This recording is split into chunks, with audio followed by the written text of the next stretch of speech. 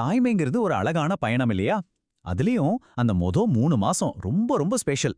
அந்த காலகட்டத்துல ஒரு தாய் கடந்து வர்ற ஒரு நெகிழ்ச்சியான அனுபவத்தை தான் நாம இப்ப பார்க்க போறோம். குழந்தை பிறந்த அந்த முதல் சில வாரங்கள், அடடா! சும்மா கனவு மாதிரி இருக்கும்.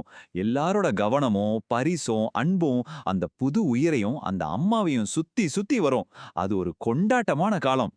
அந்த முதல் 3 மாசம் இந்த பயணத்தோட முதல் கட்டம் உண்மையிலேயே ரொம்ப இதமா இருக்கும். ஏன்னா நம்மள சுத்தி நம்ம குடும்பம், நண்பர்கள்னு ஒரு பெரிய சப்போர்ட் சிஸ்டம் இருக்கும். அந்த ஆரம்ப நாட்கள்ல அப்பாடா நம்ம தனியா இல்ல அப்படின்னு ஒரு பெரிய நிம்மதி கிடைக்கும். சுத்தி இருக்கிறவங்க உனக்கு என்ன வேணும், நான் இதை பண்ணட்டுமான்னு கேட்டு கேட்டு ஹெல்ப் பண்ணுவாங்க. அது நிஜமாவே ஒரு பெரிய ஆறுதலுங்க. இந்த உதவியெல்லாம் சும்மா பேச்சுக்கு இல்ல. சுட சுட சமைச்சு கொண்டு வந்து தரதுல இருந்து பாப்பாவோட குட்டி குட்டி ட்ரெஸ்ஸை துவைச்சு காய போடுறது வரைக்கும் எல்லாத்தையும் அவங்களே பார்த்துப்பாங்க. இது எல்லாத்துக்கும் மேல நம்ம அம்மா, அவங்க நம்ம கூடவே இருந்து எல்லாத்தையும் கவனிச்சுக்கிறதுக்கே அது ஒரு தனித்தெம்பு. எல்லாமே இப்படி அருமையா போயிட்டு இருக்கும்போது, ஆனா வாழ்க்கை எப்பவுமே ஒரே மாதிரி இருக்காதே இல்லையா? எல்லாம் சூப்பரா போயிட்டு இருக்குன்னு நினைக்கும்போது தான் கதையில ஒரு ட்விஸ்ட் வரும். நம்மள சுத்தி இருந்த அந்த பாதுகாப்பு வளையம் மெதுவா விலக ஆரம்பிக்கும். ஆமா, கரெக்டா ஒரு 3 மாசம். அதுக்கப்புறம் பாத்தீங்கன்னா சூழ்நிலை கொஞ்சம் கொஞ்சமா மாற ஆரம்பிக்கும். ஏன்னா நமக்கு உதவி பண்ண வந்த ஒவ்வொருத்தருக்கும் அவங்கவங்கன்னு ஒரு வாழ்க்கை இருக்குல்ல. வேலை, குடும்பம்னு அவங்களும் அவங்க இயல்பு வாழ்க்கைக்கு திரும்பணும் இல்லையா? அதுதானே சரி. இந்த ஆதரவெல்லாம் போனதுக்கு அப்புறம் ஒரு தாய் ஃபேஸ் பண்ற ஒரு பெரிய எமோஷனல் சேலஞ்ச் என்ன தெரியுமா? அதுதான் தனிமை. யோசிச்சு பாருங்களேன், அந்த தருணத்துல ஒரு புது அம்மாவோட மனநிலை எப்படி இருக்கும்? இந்த ஃபீலிங்க சொல்ல இதை விட ஒரு சரியான உதாரணம் இருக்க முடியாது. சுத்தி ஆளுங்க இருப்பாங்க, ஆனா யாரோ நம்மள கொண்டு போய் ஆளே இல்லாத ஒரு காட்டுல கண்ணை கட்டி விட்டா எப்படி இருக்கும்? அந்த மாதிரி ஒரு பயமும் தனிமையும் மனச அழுத்தும்.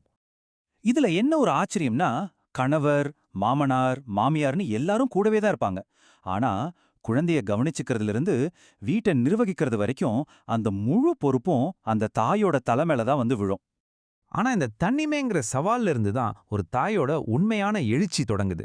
அவளோட பலம் எப்படி வெளிவருதுன்னு பயணத்தோட இந்த கடைசி கட்டத்துல பார்க்கலாம். இங்க தான் உங்களுக்கு ஒரு முக்கியமான விஷயம் புரிய வருது. எப்பவுமே அடுத்தவங்களையே சார்ந்து இருக்கிறது ஒரு நிரந்தரமான தீர்வு கிடையாது. ஒரு கட்டத்துக்கு மேல அந்த சார்பு நிலையே நமக்கு ஒரு சுமையா, ஒரு கஷ்டமா மாறிடும். இந்த புது யதார்த்தத்தை எதிர்கொள்ள ஒரு தாய் 2 முக்கியமான விஷயங்களை கத்துக்கிறா. ஒன்னு, தன்னோட மனச எதற்கும் கலங்காத அளவுக்கு இரும்பு ஆக்கிக்கிறது. 2வது, எந்த ஒரு டென்ஷனும் இல்லாம குழந்தையையும் வீட்டையும் தனியாவே நிர்வகிக்கிறது எப்படின்னு கொஞ்சம் கொஞ்சமா கத்துக்கிறது. இந்த முழு உணர்ச்சி பயணத்தோட இறுதியில ஒரு தாய் கத்துக்கிற ரொம்ப முக்கியமான ஆழமான பாடம் இதுதான். கடைசியா அவங்களுக்கு ஒரு ஆழமான உண்மை புரியுது. நம்ம சந்தோஷமா இருந்தாதான் நம்ம குழந்தையும் சந்தோஷமா இருக்கும். ஒரு அம்மா எப்போ மனநிறைவோட மகிழ்ச்சியா இருக்காங்களோ அப்போதான் அவங்க குழந்தையும் ஆரோக்கியமாவும் சந்தோஷமாவும் வளரும். ஒரு தாயோட சந்தோஷமும் குழந்தையோட சந்தோஷமும் ஒன்னோட ஒன்னு பிரிக்க முடியாத அளவுக்கு பிணைஞ்சிருக்கு.